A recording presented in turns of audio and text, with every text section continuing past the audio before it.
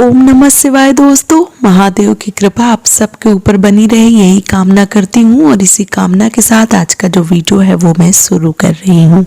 दोस्तों, आज की वीडियो में मैं बात करने वाली हूँ सकट चौथ, तिल चौथ या तिलकुटा चौथ। बहुत सारे लोगों के यहाँ अलग अलग प्रांतों में अलग अलग नामों से जो है वो जाना जाता है। अभी 29 जनवरी को दिन सोमवार को पूरी श्रद्धा भाव से सकट चौथ का व्रत जो है वो किया जाएगा। माताएं अपनी संतान की लंबी आयु के लिए, उनकी तरक्की के लिए ये जो व्रत है वो करती हैं। पूरा दिन निराजली व्रत करती हैं। शाम को चंद्रदेव को अर्घ देने के बाद ही इस व्रत को खोला जाता है। जैसे कि करवा चौथ का जो व्रत होता है वो चांद देव को अर्घ जो है वो दिया जाता है, उसके बाद व्रत जो है वो खोल के भोजन ग्रहण कर लिया जाता है। लेकिन सकट चौथ के व्रत में भोजन नहीं किया जाता है, फलाहारी जो है वो की जाती है। ऐसे में बहुत सारी बहनों के प्रश्न आ रहे हैं कि दीदी सकट चौथ का जो व्रत है वो आने वाला है और उसी समय हमारा पीरियड्स जो है वो रहेगा, तो क्या हम व्रत कर सकते हैं या पूजा जो है वो हम कर सकते हैं या नहीं कर सकते हैं।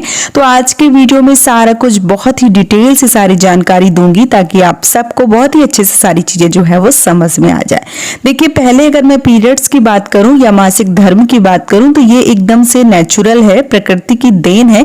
इसमें कोई भी आपको बिल्कुल भी ये हैरान और परेशान नहीं होना है, बहुत ज्यादा नहीं सोचना है कि अब मैं क्या करूं, कैसे करूं। ये देखिए, ये एक तरीके का नेचुरल है, जैसे कि मैंने पहले बता दिया है। और ये कोई ऐसा नहीं है कि छुआछूत है। हाँ, पूजा जो है वो नहीं करनी चाहिए, व्रत करना चाहिए। अगर मैं व्रत की बात करूं, आप पहले से व्रत करते चले आ रहे हैं तो आप इस व्रत को धारण कर सकती हैं, कोई दिक्कत कोई परेशानी नहीं है। लेकिन अगर आप पहली साल इस व्रत को उठाने वाली हैं तो ऐसे में आप व्रत ना उठावें। व्रत उठाने से कोई दिक्कत नहीं है, लेकिन पूजा पाठ नहीं कर पाएंगी तो व्रत करने का कोई मतलब नहीं बनता है। तो ऐसे में आपको व्रत नहीं उठानी चाहिए। लेकिन जो माताएं बहनें पहले से इस व्रत को कर रही हैं, उन्हें ये व्रत बिल्कुल भी नहीं छोड़ना चाहिए। अब मैं बात करूं पीरियड्स की, तो पीरियड्स अगर आपका 5 दिन हो गया है, 6 दिन हो गया है, 7 दिन हो गया है। वैसे तो जो देवी होती हैं उनकी पूजा 5 दिन में और जो देव होते हैं उनकी पूजा 7 दिन में की जाती है। लेकिन अगर आपको पता है कि आप पूरी तरीके से शुद्ध और स्वच्छ हो गए हैं, कोई भी दिक्कत कोई भी परेशानी नहीं है, आपको किसी भी तरीके की कोई भी ब्लीडिंग नहीं हो रही है, तो आप 5वें दिन, 6वें दिन, 7वें दिन जो पूजा है वो कर सकती हैं। इसमें कोई दिक्कत कोई परेशानी जो है वो नहीं है। लेकिन अगर आपका तीसरा चौथा दिन है, दूसरा दिन है, पहला दिन है, तो आपको पूजा नहीं करनी चाहिए। क्योंकि ऐसे में पूजा करने से, भगवान को स्पर्श करने से, एक मैं बता दूं आपको, हो सकता है ऐसे आपको समझ में ना आए, लेकिन जो भगवान होते हैं उनको हमें, वो हमारे तुल्य हैं, वो हमारे ऊपर हैं और वही हमारे कर्ता धर्ता हैं। और भगवान श्री गणेश जो है वो तो विघ्न हरता है, वो सभी संकटों को तो हर लेते हैं। लेकिन जब हम ऐसे में पूजा करते हैं तो उनका जो अभिश्राप है वो भी हमें भुगतना पड़ता है। इसलिए हमें ऐसे में पूजा जो है वो नहीं करनी चाहिए। अब जो भी माताएं बहनें जिनका पहला दिन है, दूसरा दिन है, तीसरा दिन है और वो पूजा नहीं कर पा रही हैं, तो उनको क्या करना चाहिए? उनको व्रत करनी चाहिए, स्नान करना चाहिए। कोई मान लीजिए ऐसा कार्य जो है, जैसे पूजा पाठ का सामान हो गया या पूजा पाठ की जगह हो गई, वहां पे आपको नहीं जाना चाहिए। आपको मानस पूजा जो है वो करनी चाहिए।